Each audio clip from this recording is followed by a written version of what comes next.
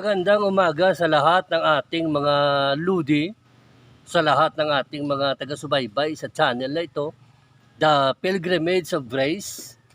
Nawa ay nasa mabuti kayong kalagayan. So bago niyan, mabuksan natin ang topic sa isang talakayan. Huwag muna kayo makalimot na mag-subscribe sa channel na ito. I-click nyo ang notification bell para ma-update kayo kung ano ang mga latest uploads na nilalagay natin dito. Okay ba yon? Para masaya lahat habang nakikinig kayo ay nakasubscribe kayo sa channel, nawa ay magustuhan nyo ang ating mga talakayan dito. So ngayon, bubuksan natin ang isang pag-uusap na bakit bigo si Ma'am Lene na pag-isahin ang oposisyon. Kasi yun ang pangarap niya di ba? Na mag-isa ang oposisyon para i-defeat ang Duterte government. Kasi sa pagkakilala, the only one thing na matalo mo ang gobyerno ni Duterte, dapat ang oposisyon magkaroon ng unity. So pag-isahin, lalabanan yung si Digong kung sino ang kanyang kandidato para matalo mong gobyerno. Siyempre kasi meron kayong unified team. Kasi alam niyo naman, kung natatandaan ninyo, ang goal ni Lene talaga, wag kayo makalimot na ang goal ni Lene nang i-interviewin siya ay tatakbo siyang Pangulo para labanan si Marcos na hindi na ito makabalik sa Malacanang pa. Yun talaga ang kanyang primary goal. At siyempre, the only one way na ma-defeat mo si Marcos is makaroon ka ng alyansa doon sa kasamang mga kandidato rin. Kasi nakikita siguro ni Ma'am Lene na si Marcos lang ang kalaban niya. Hindi niya alam na sobrang dami ng presidenteng tumakbo, more than 2. May presidente din si Digong noon na ngayon nag-withdraw na. So, titignan natin kung ano, bakit bigo si Ma'am Lene na pag-isahin ang oposisyon laban sa Duterte government. Kasi unang-una, naalala nyo kay Ping Lacson, open dapat ang pag-unite mo kasi sa oposisyon. Ang una niyang napanood ko dati sa television kay Ping Lacson, si Ping Lacson, open sa ganyang klaseng usapin. So hindi naman tayo nakakita kung anong kanilang ginawa. Hindi naman natin narinig kung anong pinag-usapan nila. Ang sa atin lang ito is assumption o isang pag-iisip na maaring ito ang kanilang pinag-usapan. So hindi talaga legit ito. Ano lang ito, kumbaga binabasa mo lang kung ano ang kanilang pinag-usapan. So si Ping Lacson open sana doon sa sistemang alyansa. Kasi nga, kung titignan mo si Ping Lacson, Ma'am Lene, parang matibay ata yung unity Ping Lene. Parang ganoon sana, okay yun Kasi nga, si Ma'am Lene, vice-presidente, si Ping Lacson is presidente. Siguro sa kanilang pag-uusap, hindi nagkaintindihan kasi siguro sa part ng Liberal Party, gusto nila siguro si Ma'am Lene ang presidente, si Ping Lacson ang mag-vice.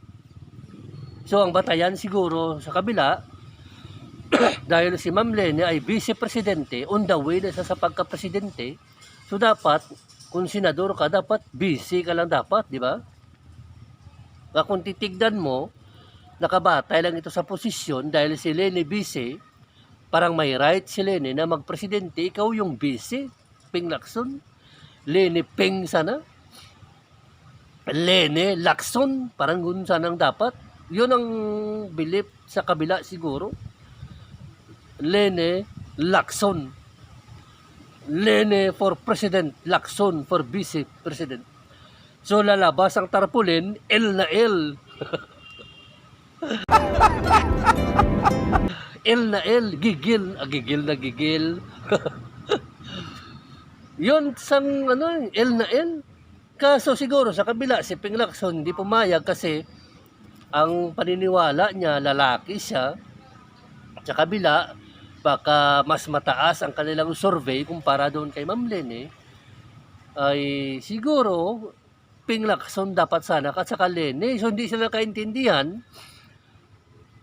Hindi natuloy ang alyansa. Kasi nababasa siguro sa panig ni Ping, parang gusto niyo yata ng pagkakaisa pero kayo lang yata masunod, kami hindi na. Kami ang mag-adjust, kayo hindi na mag-adjust, parang ganyan. So doon pa lang ay nagkaroon na ng palpak na pakikipag-alyansa. Pangalawa, kay Isko Moreno. Dahil si Ma'am Lene until now nangangarap talaga na mapagkaisa ang oposisyon. Nagkaroon ng usapin siguro doon kay Isko at saka kay Ma'am Lene na gusto ni Lene is Lene Isko. Yun ang kanilang open. Kasi yun naman talaga ang pangarap ng Liberal Party. Yun din naman ang pangarap ni Lene na siyang presidente. Pakipag-alyansa ka kung papayag, ikaw ang busy. O si Isko, alam naman si Isko. hindi rin pumayag siguro kasi gusto guro ni Isko ay Isko Lene. Pareho silang hindi magkaintindihan. Kasi nga si Isko naniniwala siya nadaya siya ng kanyang kamera na unang araw pa lang ng pagkaupo niya sa pagka-mayor, nakasubaybay na lahat ang kamera niya sa kanya kung anong ginagawa niya. So akala niya dahil doon siya sumikat, doon nakilala siya, doon nag-comment na mga positive vibes ang tao sa Maynila na maganda ito. So ang paniwala niya, mas may right siya magpresidente. So ito naman si Ma'am Lene, hindi nga ito pumayag kay Ping Lacson, na si Ping Lacson senador, ikaw pa kaya na mayor ka, so dapat sana ang pakikipag-alyansa Lene Isko hindi nangyari. Lalo na ang nang marinig ko at makita sa telebisyon at napanood nag-aalburuto si Isko Moreno. Sabi niya, Marcos na naman. Marcos. Marcos na naman. Nag-isip ako, ano bang pinag-usapan ng mga ito? Pinag-usapan ni Lene, kampo ni Lene at ni Isko. Bakit ang naging reaksyon ni Isko? Marcos na naman, nainis si Isko. Ngayon, maggagawa tayo ng isang kaisipan na marahil makikipag-unite ang kampo ni Lene kay Isko Moreno at ang kanilang goal, sirain si Marcos siguro. Kasi yun ang reaksyon ni Isko, Marcos na naman. Nainis ang isa at hindi nakayanan ang ganyang klaseng propaganda kasi si Isko may sarili siyang agenda. Ngayon, kung ang agenda mo sirain ang Marcos, parang hindi nagustuhan ni Isko ang ganyang klaseng style. So, sa inis niya, sabi niya, Isko na naman. Isko. And then, sa bandang huli, hindi nagkatuluyan. Walang nangyari. Walang nangyari sa pinaplano ni Lene na unity. Lalo na, nang birahin ni Isko, pasaring sa TV, si Lene, sumagot na lang na magpaka-gentleman na lang ako.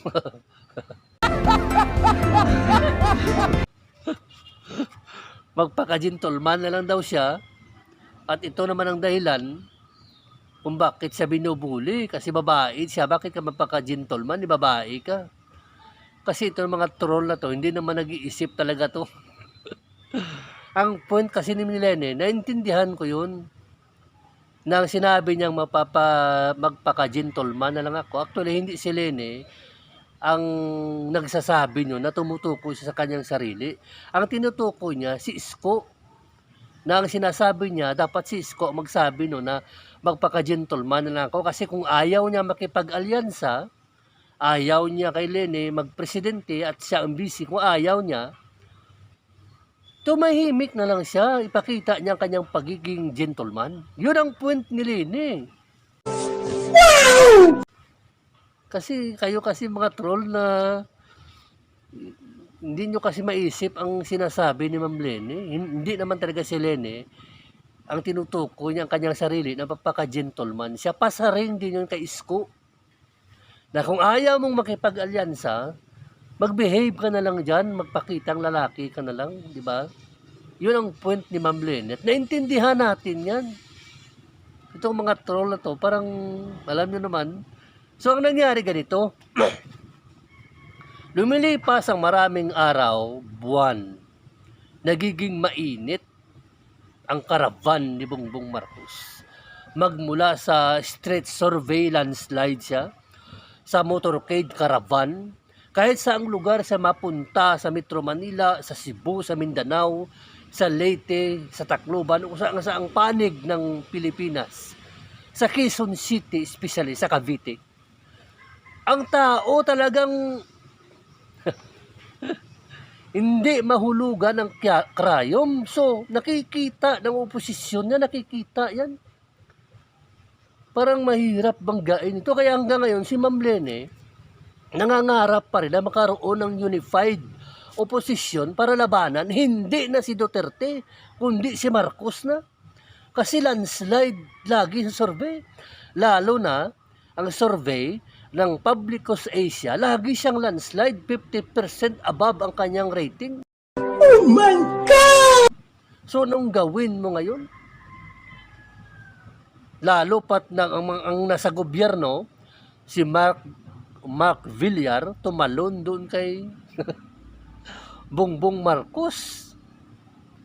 Ang mga dilawan dati, na si Loren Legarda, Chis Escudero, tumalo na rin, tumambling doon sa, ang pagtambling ng dalawa ay pumunta kay Bongbong Marcos. So nababasa ng mga oposisyon na matibay na kalaban si Marcos. Alam nyo kasi sa pagkaalam ko, si Digong dati, ewan ko kung tama ang survey na to, nung panahon na yon, 2016, nang tumakbo siyang presidente, 16% ang survey niya. 16%. Pero landslide siya. 16. Kaya Marcos, hindi na 16 ito. 51% and above. Diyan sa lagi, sa Publicos Asia na ginagawa survey sa pagka-presidente. So mahirap mo ng, di ba? So anong gawin mo ngayon?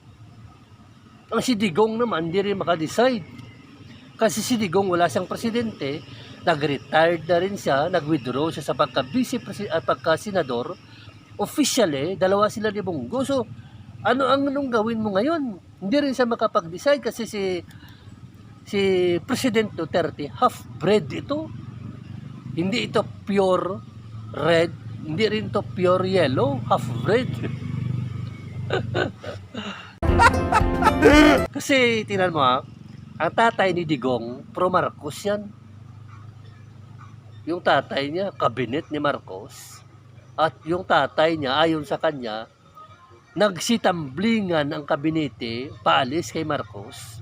Pero ang tatay niya, loyal kay Marcos. So pro Marcos talaga, loyalist. Pero ang nanay niya, hindi pro Marcos, pro Core. So siyang anak, half-bred. Kaya kung minsan, makikita mo sa kilos niya at mga galaw, makikita mo parang tama. Kasi nga, pagpapalibing kay Marcos, maraming salamat. Inilibing siya si Marcos sa libingan ng mga bayani, di ba? O di pro Marcos ka. And then, pag dumarating yung Ninoy Aquino Day, celebration ng kamatayan ni Ninoy, nagpapadala din siya ng bulaklak. Hinahangaan niya si Ninoy sa pakikipaglaban sa demokrasya, di ba? Mahirap talunin itong dalawang kulay ni Digong na to. Kaya ngayon, naiisip mo ngayon kung saan siya papanig. Kasi si Duterte, saan siya pupunta? Kay Isko ba siya? Kay Lini ba siya? O kay Pacman siya? O kay Bongbong Marcos siya? Sa palagay nyo, saan siya pupunta? Pero ako kasi, totoo lang, si Duterte, magibilang karang ng 4 na buwan. Kay Bongbong Marcos tatakbo yun. Hindi siya pupunta kay Lene, hindi siya pupunta kay Isko, at lalong hindi siya pupunta kay Pacman. Kay Bongbong Marcos siya pupunta kasi si Duterte, kahit na nagsalita siya ng di maganda kay Bongbong Marcos, patungkol dun sa mga cocaine na yan, naniniwala siya na si Marcos lang ang pwedeng magpatuloy sa programa niyang build. Yun lang naman talaga ang concern ni President Duterte, yung build. Matuloy ang programa niya na hindi natapos na maging presidente siya. Especially ang kanyang major flagship na nang tumakbo siyang presidente, ang Federal System of Government, hindi niya nagawa, failure sa doon. Diba? Yun lang naman talaga eh. Pero ngayon, 100% naniniwala ako na pupuntahan niya si Bongbong Marcos, mag-BBM Sara si Digong, kasi nga, ang partido ni Bongbong Marcos, Partido Federal System of Government. Ano bang partido ni Bongbong Marcos? Nakalimutan ko eh. Basta ang partido niya is federalismo yata ang partido niya.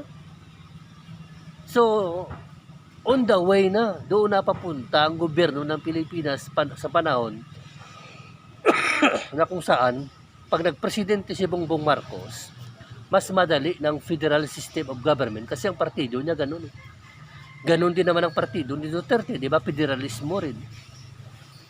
So si Bongo, mag-support sa isang presidente, sa isang successor, na magpapatuloy sa adhikain ni President Duterte.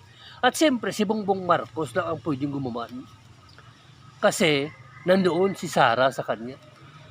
So, very clear na, dahil sa very aggressive, rampant ang pagsuporta kay Bongbong Marcos, lalo na dahil magkatandim ang dalawang ito, very clear sa paningin ko, Brad, kumpadre, na si Ma'am Lene at ang kanyang mga allied, Isko and Pacquiao, parang maliwanag na they are heading to painful defeat.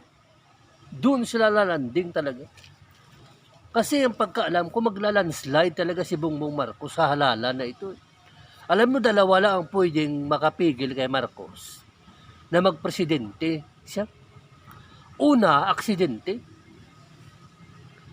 Pag na-aksidente yan, halimbawa, sumakay sa ng helicopter na wala ng katambling-tambling, hindi man namatay. Yun na lang. Pangalawa, assassination. Yung mga motorcade, abangan mo may mga sniper dyan. Baka ibarilin yan. Yun na lang eh. Pag wala ang dalawang yan, naku, mag-landslide, aapak talagang muli ang Marcos sa Malacanang talaga. Hihintayin mo lang ang mga buwan natin. Kaya nga siguro sa akin namang paniniwala, dahil marami namang Pilipino ang nag-pray kay Bongbong Marcos, kay Sara, na proteksyonan sila ng Panginoon, na pag-ingatan sila sa kanilang kampanya. Siyempre ang Panginoon naman natin, bilang maawain naman yan, at mapagmahal sa Pilipino, sasagutin naman siguro ng Panginoon ang dalangin na yan na nawa, Panginoon, ingatan mo si Bongbong Marcos sa kanyang mga kampanya, di ba? Mabait naman si Lord sa atin eh. Ipanalangin nyo lang na si Bongbong Marcos at si Sara safe sa kanilang pagkampanya pag dumating na yung January. Kasi makakapigil, yun na lang talaga, yung aksidente, tsaka sniper na lang. So kayo mga nagwagwardya dyan kay Bongbong, double time kayo sa pag-aligmat, dapat makaroon kayo ng instinct, ng danger, na ingatan nyo lagi yan. Kasi future president si Bongbong Marcos. So maraming salamat sa ating talakayan. Nawa ay magkaroon tayo ng kunting pag-uusap lang ito. Hindi naman talaga serious ito. Isang usapin lang na kung saan pwedeng mabuksan ang isipan natin kung bakit bigo si Ma'am Lene pag-isahin ang oposisyon. Kasi siya lang siguro ang open sa ganun, pero yung mga iba niyang kasama hindi siguro open. So maraming salamat. To God be the glory.